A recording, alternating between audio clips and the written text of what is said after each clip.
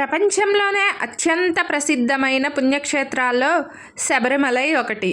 ఈ పుణ్యక్షేత్రాన్ని ప్రతి ఏటా భక్తకోటి సందర్శిస్తుంటారు. ప్రపంచంలో ఏడాదికోసారి భక్తులు సందర్శించే పుణ్యక్షేత్రాల జాబితాలో మక్కా మసీదు ప్రథమ స్థానంలో ఉంటే శబరిమలై రెండో స్థానం అని చెప్పవచ్చు. కేరళ పశ్చిమ కొండ ప్రాంతంలో కొలువై ఉన్న ఈ ఆలయానికి సమీపంలో తమిళనాడు సరిహద్దు ప్రాంతం ఉంది. మొత్తం 18 పర్వత శ్రేణుల మధ్య నెలకొన్న ఈ ప్రాంతాన్ని పూంకవనం అని పిలుస్తారు. ఈ ప్రాంతమంతా దట్టమైన అడవులు మరియు కొండలతో కూడి ఉంటుంది. శబరిమలలో అయ్యప్ప స్వామి విగ్రహాన్ని పరశురామ మహర్షి ప్రతిష్ఠించినట్లు చెబుతారు.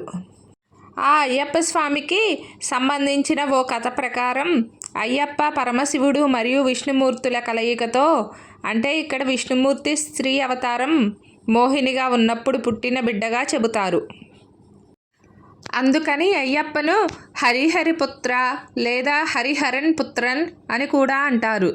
దాని అసలు అర్థం హరి లేదా విష్ణువు మరియు హరన్ లేదా శివుడి కొడుకు అని అంటారు. అసలు అయ్యప్పను మణికంఠ అని ఎందుకు అంటారు అంటే ఆయన జీవిత చరిత్ర ప్రకారం ఆయన తల్లిదండ్రులు పుట్టగానే మెడ అంటే కందన్ చుట్టూ ఒక బంగారు గంట అంటే మణిని కట్టారట. అందుకని మణికంఠ స్వామి అని పిలుస్తారు. ఒక కథనం ప్రకారం శివుడు మరియు మోహిని తమ బిడ్డను పంపా నదీ తీరంలో వదిలి వెళ్ళారట. పిల్లలు లేని పండాల రాజు రాజశేఖరుడు ఆ పసికందు అయ్యప్పను గుర్తించి తనకు దక్కిన వరంగా తన కొడుకుగా దత్తత తీసుకున్నాడట. అయితే పురాణాలలో మాత్రం అయ్యప్ప జన్మరహస్య కథ చాలా ఆసక్తికరంగా ఉంటుంది.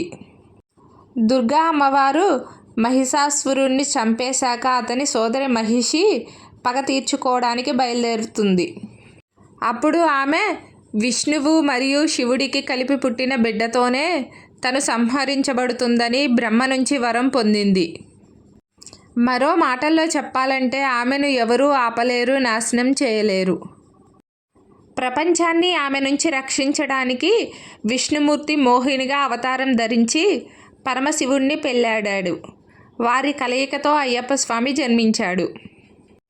ఇక మహారాజు రాజశేఖరుడు అయ్యప్పను దత్తత చేసుకున్నాక తన సొంత బిడ్డ రాజరాజన్ పుట్టాడు. ఇద్దరు అబ్బాయిలు యువరాజుల్లాగానే పెరిగిన అయ్యప్ప మాత్రం యుద్ధ కళలలో వివిధ శాస్త్రాలు పురాణాలతో తన ప్రతిభ కనబరిచాడు. శిక్షణ చదువు అయిపోయాక తన గురువుకి గురుదక్షిణ చెల్లించాల్సిన సమయంలో అయ్యప్ప అభూత శక్తులు తెలిసిన గురువు ఆయనను తన గుడ్డి మరియు మోగ కొడుకుకు చూపు మాట తెప్పించమని కోరాడు. మణికంఠ తన చేతిని ఆ బాబు తలపై పెట్టగానే అద్భుతం జరిగింది. ఆ పిల్లలకు చూపు మాటలు వచ్చాయి. అలా సింహాసనానికి వారసుడిని ప్రకటించే సమయం వచ్చేసరికి మహారాజు రాజశేఖరుడు అయ్యప్పనే రాజుగా చూడాలనుకున్నాడు. కానీ మహారాణి తన సొంత కొడుకే రాజు కావాలని ఆశించింది. అందుకని దివాను అంటే మంత్రి మరియు వైద్యుడితో కలిసి మణికంఠను చంపేందుకు పథకం వేసింది. ఆ తల్లి అనారోగ్యం నాటకంలో భాగంగా మహారాణి తన వైద్యుడు అసాధ్యమైన చిట్కా చెప్పేట్లు చేసింది. ఆడపులి పాలను తేవడం. ఎవరూ అది చేయలేనప్పుడు ధైర్యవంతుడైన మణికంఠ తను వెళ్తానని తండ్రి వద్దన్నా వెళ్తాడు. తర్వాత మహారాజుకి తన కొడుకుపై మహారాణి చేసిన కుట్ర తెలిసిపోయి మణికంఠను క్షమించమని అర్థిస్తాడు. మణికంఠ మహారాజుకి తన జీవిత లక్ష్యం పూర్తయినందున స్వర్గానికి తిరిగి వెళ్లాల్సి ఉంటుందని తెలిపాడు. మహారాజును శబరి కొండపై తన చిన్న జీవితానికి గుర్తుగా ఒక ఆలయం నిర్మించమని కోరతాడు. అలా గుడి కట్టడం పూర్తయ్యాక పరశురాముడు అయ్యప్ప విగ్రహాన్ని మకర సంక్రాంతి పర్వదినాన ప్రతిష్ఠించాడట. అలా అయ్యప్ప దేవునిగా పూజలందుకుంటున్నాడు.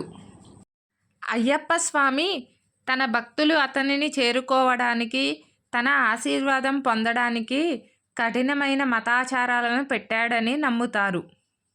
మొదట భక్తులు 41 రోజులు కఠిన తపస్సు చేశాక ఆలయానికి యాత్రను మొదలుపెట్టాలి.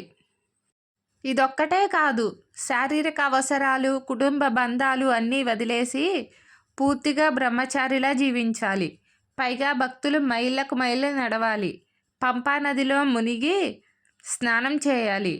ఇక ఏటవాలుగా అంటే జారుడుగా ఉండే 18 మెట్లను ఎక్కి శబరిమల ఆలయం చేరాలి. ఇలా భక్తులు స్వామికి పెట్టిన నైవేద్యాన్ని ప్రసాదంగా స్వీకరించి 18 మెట్లు దిగి వెనక్కి నడుస్తూ స్వామిని చూస్తూ వెనక్కి వస్తారు. ఇది ఈరోజు నా వీడియో అండి. నా వీడియో కనుక మీకు నచ్చినట్లయితే ప్లీజ్ లైక్ చేయండి, సబ్స్క్రైబ్ చేయండి.